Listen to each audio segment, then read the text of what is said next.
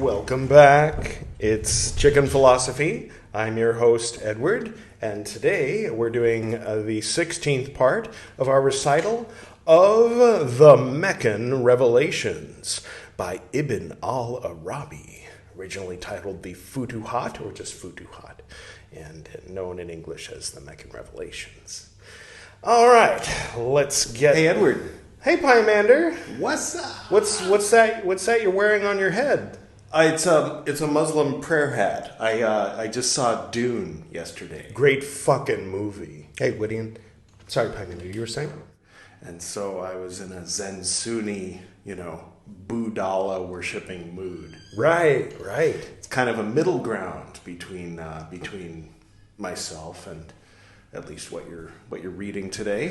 Yeah, that was a really good movie. What was your favorite part of it, Gwydion? When Sting lay dead upon the floor, having been slain by Kyle MacLachlan's crysknife, and he barked at him, and the ground cracked open, and he said, "One cannot go against the word of God." Don't you mean Timothy Chalamet and Elvis? Yeah, see, while you were in the theater watching the Gen Z remake, I was in the Eye of the Pyramid in your mind, rewatching the original 1984 David Lynch version. Oh, all right. Fair enough. I swear whenever I watch the news these days, I just want to fly down to Gaza, drink the bile of the newborn sandworm, declare myself the Messiah, and kick the fucking Harkonnens back to Gidi Prime. See, one thing that wasn't really obvious in the David Lynch one was that the whole white savior Messiah leading the native people of Dune to victory against the Harkonnens, who represented the Germans, by the way. I mean, if the allegory was Lawrence of Arabia and the Turks and the Germans and the British, and it's not a one-to-one correspondence with present-day geopolitics, is what I'm saying. What news are you watching? The Young Turks? Well, that explains it. Pymander, what was it that you wanted to say? Did you have any announcements to make on Chicken Philosophy today? Yeah, I just wanted to let you know. Actually, I wanted to let everyone know who watches Chicken Philosophy. Hi. So over on Buddhist Books Podcast, one of the sister podcasts to what podcast? Chicken Philosophy. We have just begun reading The Matrix and Diamond World Mandalas in Shingon Buddhism. Had to read that backwards. Sorry, it was a little slow.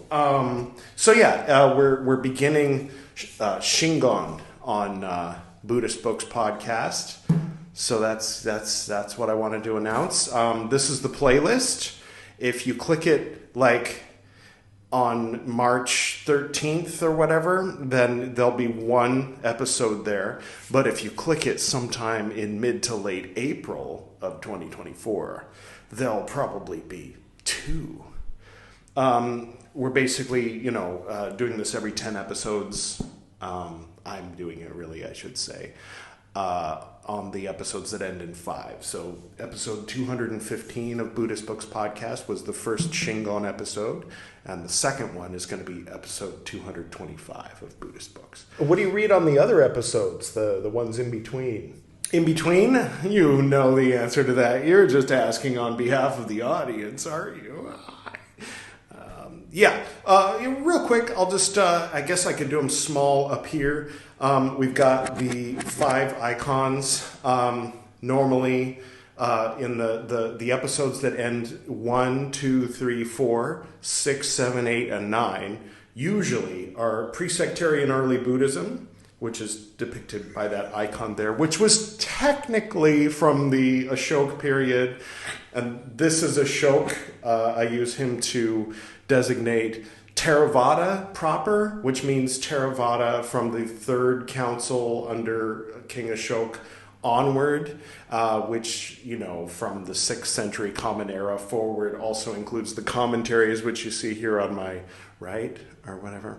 On my left, your right. Never mind. What am I talking about? Yeah, so that's Theravada, then Mahayana. Sometimes we do Mahayana. We do movie reactions sometimes.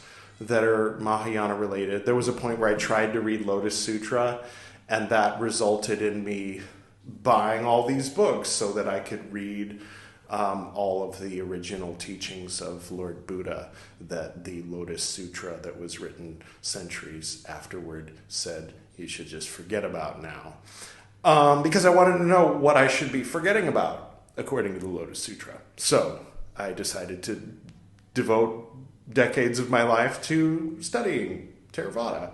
Anyway, but then on the 0 episodes, so like 210, 220, like that, we do Vajrayana, Tibetan Vajrayana, in the form of the life and liberation of Padmasambhava. We read a bit of that every 10 episodes. And then the one we just started is just slightly adjacent to that, which is Shingon. And it's Japanese Vajrayana, basically. So there's Tibetan Vajrayana and Japanese Vajrayana. And then whenever the mood strikes me, we get into some Zen, usually in the form of something Dogen wrote. This is Shobogenzo down here. Fukan Zazengi, that kind of thing. We also recently reacted to Zen, the movie about Dogen, made in 2009.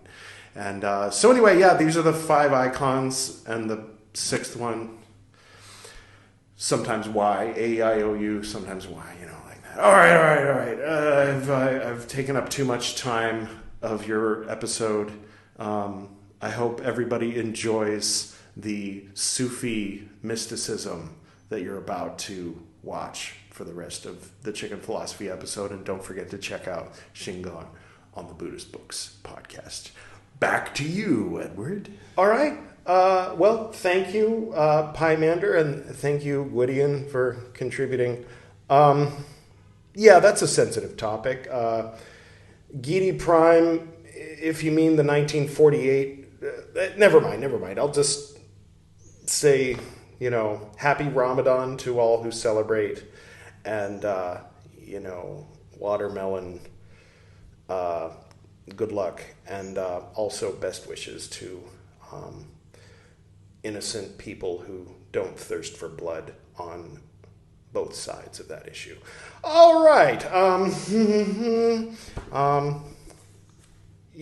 I normally don't touch upon that so directly. However, I do indirectly hope to help to shed a bit of understanding by delving deep into the mysticism underneath the religion of those who are often set into an other category by folks who unfortunately look like me and who look like my wife. There's a lot of folks out there who demonize Islam, and I'm hoping to help to fight against that on a sort of meta level. Don't you hate Zuckerberg for taking over the word meta? Now you can't even say meta anymore without people thinking you're talking about Facebook. What a shitty thing to do. That's as shitty as the Islamic terrorists that took over the goddess's name Isis, or the Greek nationalists. We're not Nazis, we're Hellenic Pride Nationalists Party of Greece, taking over the name Golden Dawn from the from the magicians. Don't take our words and shit all over them. That's my my 2 cents about that. Okay, anybody still with me? If so, let's dive in, shall we? Editor Edward, could you cue the 1984 Dune soundtrack for me? The relation between the Mahdi, by the way, Frank Herbert, author of Dune, should not count as a direct source of information about Islam, but maybe he can count as a secondary source, and so movie adaptations of Dune would then be a tertiary source. But after seeing Dune, I have a better idea of what Mahdi means. Something like Messiah, but not the same as the... I'll just get to the reading, which is a little bit more light shed upon that. Maybe. I'll put, of course, Kyle MacLachlan as Paul at the end of the 1984 Dune as the picture on the right in the thumbnail. Okay, shall I get to the reading? You think? A little bit. How is everybody? Everybody doing all right? I hope so. Okay. The relation between the Mahdi and his helpers, the Fremen, right? Just kidding. The Fedakin. If you haven't seen Dune, just ignore everything I'm saying. No, K-N-O-W, may God support us, that God has a vicegerent who will come forth when the earth has become filled with injustice and oppression, the Harkonnens, right? And will then fill it with justice and equity. Not according to the second book, Dune Messiah. Sorry, set aside the Frank Herbert for a while. Even if there were only one day left for this world, God would lengthen it so that he, the Mahdi, could rule. And his son, God Emperor, would rule for 2,300. I don't remember exactly how long he ruled. Anyway, quote, he will wipe out injustice and its people and uphold religion, and he will bathe the spirit back into Islam. Breathe. That makes more sense. Breathe the spirit back into Islam. He will reinvigorate Islam after its degeneration and bring it back to life after its death. He will, this is Ibn Arabi talking. I'm just reading it out loud. Okay. He will levy the poll tax and call, bracket parentheses, mankind, and bracket parentheses, to God with the sword. Okay. So that whoever refuses will be killed. And whoever opposes him will be forsaken. Okay.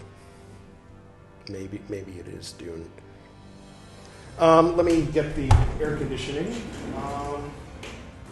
I'm sure, like people say, like, it's a spiritual jihad. You're fighting the enemies of God within. And, then of course there's a few people who interpret it the way that is more horrifying. And kind of give everybody a bad name in the process. Right? Isn't that what they say? I'll keep reading. He will manifest religion as it, bracket parentheses, really, and bracket parentheses, is in itself.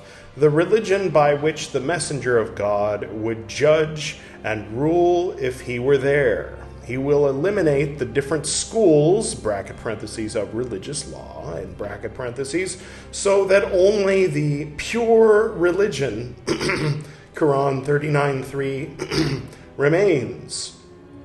And his enemies will be those who follow blindly the ulama, the people of ijtihad, because they will see the Mahdi judging differently from the way followed by their imams, bracket parentheses, i.e. the historical founders of the schools of Islamic law, and bracket parentheses. Okay, well, we're getting away from like the mystical, like the universe is, and the levels of self and the stars, and now we're talking about, here's the part that makes people nervous about Islam. But a glimmer of hope is it says that the law that's to be established by the Mahdi is different from the law established already before he got here. So the one that's here now isn't. I'll just keep reading. Let's hope this goes somewhere a little more uplifting. So they will only accept the Mahdi's authority grudgingly and against their will because of their fear of his sword and his strength, and because they covet, bracket parentheses, the power and wealth, and bracket parentheses, that he possesses. I mean, I don't want to get into weird territories, but it sounds like he's describing someone other than who you'd think. The power and wealth of the Mahdi? Who has the power and wealth and is coming in with his sword and its own law that's different from the old laws of Islam and making everybody follow it? Is it maybe the Harkonnens? Or the Atreides? You have to choose the Germans or the British, one or the other. No, I'm being facetious about sensitive things. Let Gwydion be the one to spout his mouth off without thinking. I am the more reserved one who considers his words, right? That's who Edward is. Gwydion is a character, not a... Never mind. All right. Okay. But the common people of the Muslims and the greater part of the elite among them will rejoice in him, while the true knowers of God among the people of the bracket parentheses spiritual and bracket parentheses realities will pledge allegiance to him because of God's directly informing them, bracket parentheses, of the Mahdi's true nature and mission, and bracket parentheses, through bracket parentheses inner and bracket parentheses unveiling and immediate witnessing. He will have divine men upholding his call, bracket parentheses, to the true religion, and bracket parentheses, good brand, and aiding him in his victory. They are the helpers. This is sort of like when I was reading Teilhard de Chardin, who I had, like, before really diving into his words, like, imagined as, well, he's different. He's not like those other Catholics. I mean, there is some cool stuff that Teilhard de Chardin says that is different from what other Catholics say. But it turns out that some of kind of the most problematic stuff that other Catholics say, he also says. And I'm having a similar experience right now with Ibn Arabi. I mean, there's only so much the excuse of, oh, well, he was just parroting the party line that was popular at the time to avoid getting in trouble with the authorities.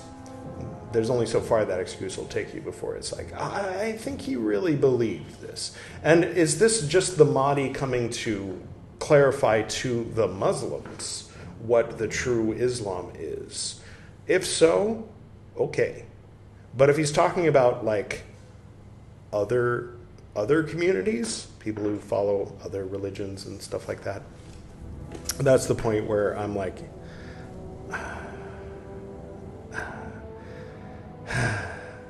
however beautiful the Sufi poetry is and the love between man and God. And no. Sorry. All right. This is the first time I've openly run into a personal issue with this. Will hear the burdens of this, and bracket parentheses government, and help him to carry out all the details of bracket parentheses the duty and bracket parentheses God has imposed on him. This was written 1,000 years ago, mind you, in Syria by a guy from Spain before it was Spain.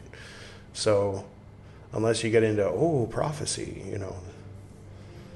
he didn't know what he was talking about, frankly, from the perspective of today. And while there may be good stuff in it, he's slowly moving over into that Martin Luther category of, where the hell is the diamond? It's all just rough. No, there was some cool stuff. He gets really far out with the strata and the planets and all these different things. It's very interesting. But similarly annoying as to some of the Christian mystics that we're reading here on Chicken Philosophy. Looking forward to getting back to the Carl Jung. Someone who's just openly confused as opposed to confidently incorrect, right? IMHO. Okay, 1. Let's see where this goes. 1, or is it I? Is it a bracket parenthesis? What is that? It's a bracket parenthesis with 3 dots inside and an end bracket parenthesis. You took out your own thing you inserted. Never mind. That sounded weird. God will appoint as his ministers a group, parentheses, bracket parentheses, of spiritual men, and bracket parentheses, who has kept hidden for him in the secret recesses of his unseen, with his unseen both being capitalized, bracket parentheses, i.e. the spiritual world, and bracket parentheses. God has acquainted, bracket parentheses, these helpers, and bracket parentheses, through unveiling and immediate witnessing with the, bracket parentheses, divine, and bracket parentheses, realities, and the contents of God's command concerning his servants, so that Mahdi makes his decisions and judgments on the basis of consultation with them. Oh, that's nice. He consults his advisors.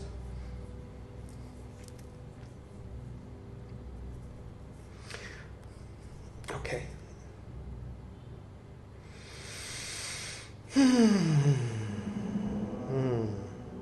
Since they are the true knowers and really know what is their, bracket parentheses, in the divine reality, and bracket parentheses. As for the Mahdi himself, he has a sword, bracket parentheses, in the service of the, end bracket parentheses, truth, and a, bracket parentheses, divinely inspired, and bracket parentheses, political policy. Bracket parentheses, since, and bracket parentheses, he knows from God the exact extent of what is required by his rank and station, for he is a rightly guided vicegerent, bracket parentheses, of God, and bracket parentheses, one who understands the language of animals, whose justice extends to both men and jinn.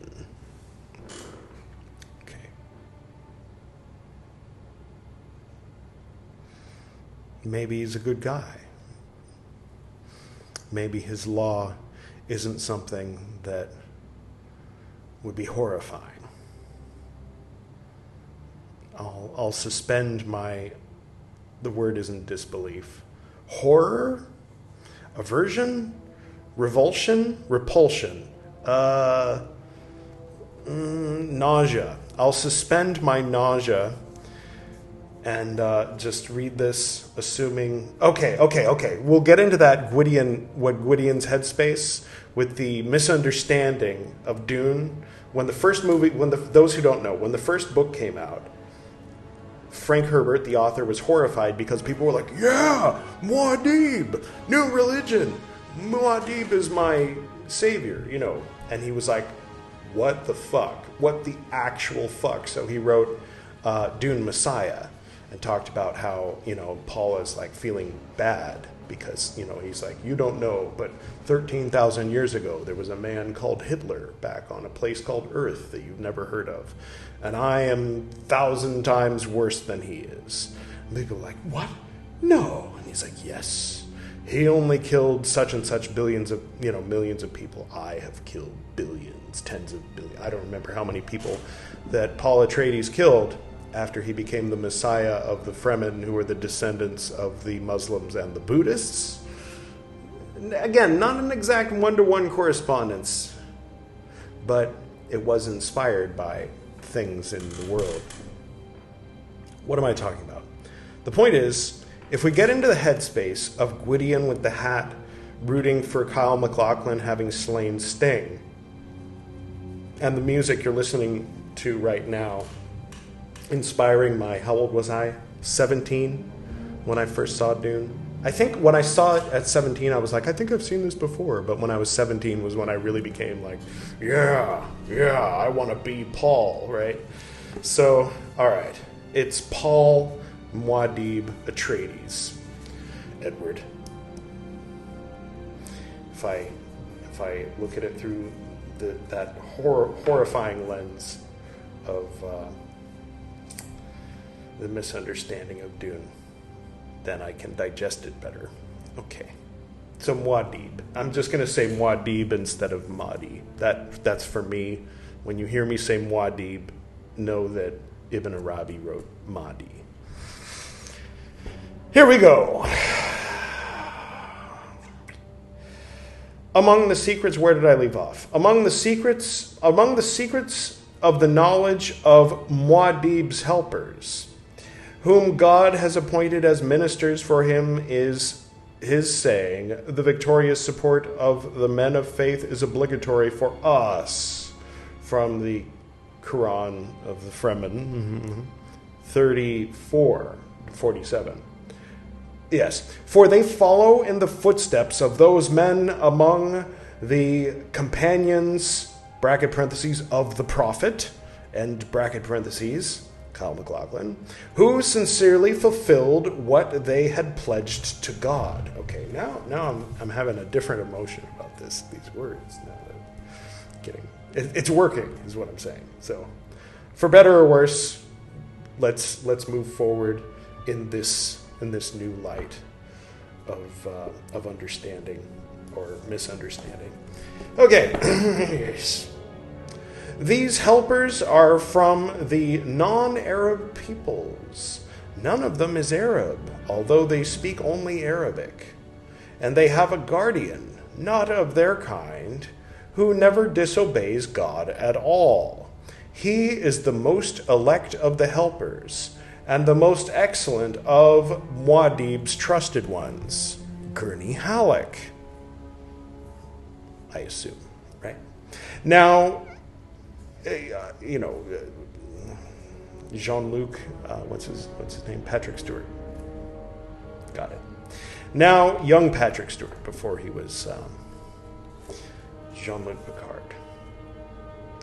Now, in this verse, Quran 30:47, which the helpers take as their constant prayer, bracket parentheses, by day, and bracket parentheses, and their inseparable companion at night, God has given them the most excellent knowledge of true sincerity as their inner state and direct experience, so they know that true sincerity is God's sword on earth.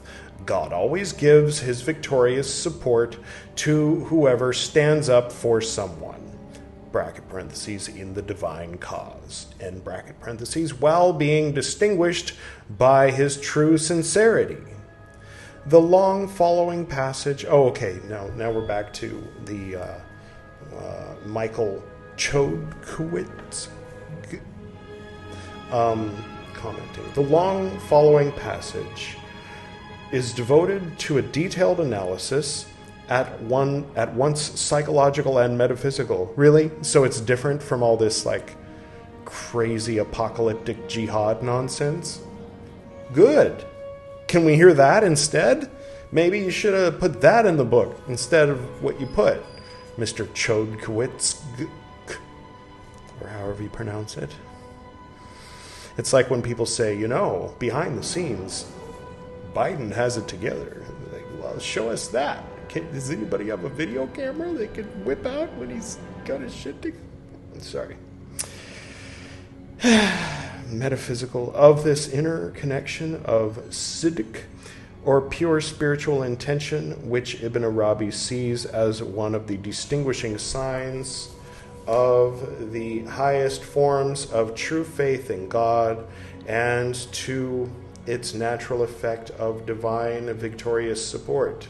Thus, the truly faithful person whose faith is perfect is forever divinely supported, which is why no prophet or saint is ever defeated.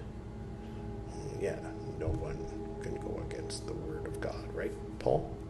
To be sure, for Ibn Arabi, it's interesting that his name's Paul, too. So are we talking about Paul? Mm-hmm. No. Maybe. I don't know. Why did Frank Herbert name him Paul? That's a good question. To be sure, for Ibn Arabi, this divine support and triumph flows from the saint's inner realization of pure and unquestioning identification with what is required by the divine will and purpose, not necessarily with what might be considered a worldly victory, in quotes, from external, less enlightened points of view. Yes, less enlightened points of view that assumes that when he says that he's going to force everybody to true religion with the sword, that he means something you wouldn't be into.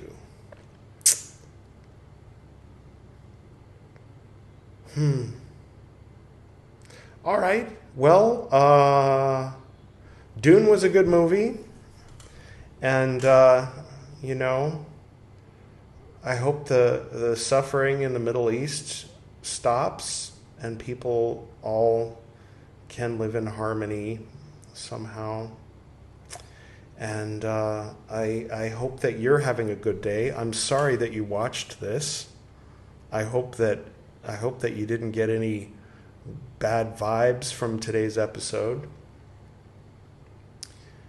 And I guess I'm going to leave you with that. And I'm going to echo Pymander's sentiment here and say, why don't you go check out Buddhist Books Podcast and, maybe check out the new episode, Shingon Buddhism Part 1.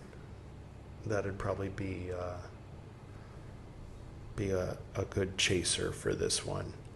And here's hoping that the next episode will be less creepy.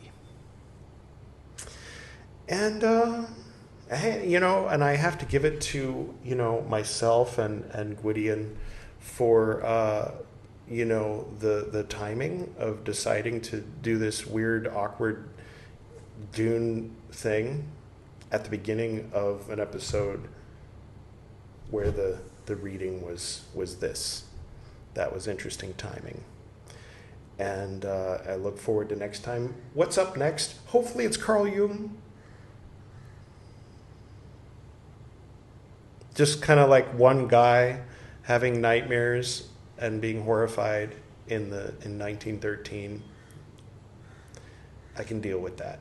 I mean, I like reading that. It's interesting. It's fun. Okay, Ibn Arabi. I'm gonna, as with the Martin Luther, I'm gonna choose to be neutral about this. I used to recommend this. I used to say, hey, check out Meccan Revelations. I'm going to keep reading it, and I'm going to look for things that are useful and good as a being in the world, as a human. Things that are interesting, good to know, and continue to be honest about things that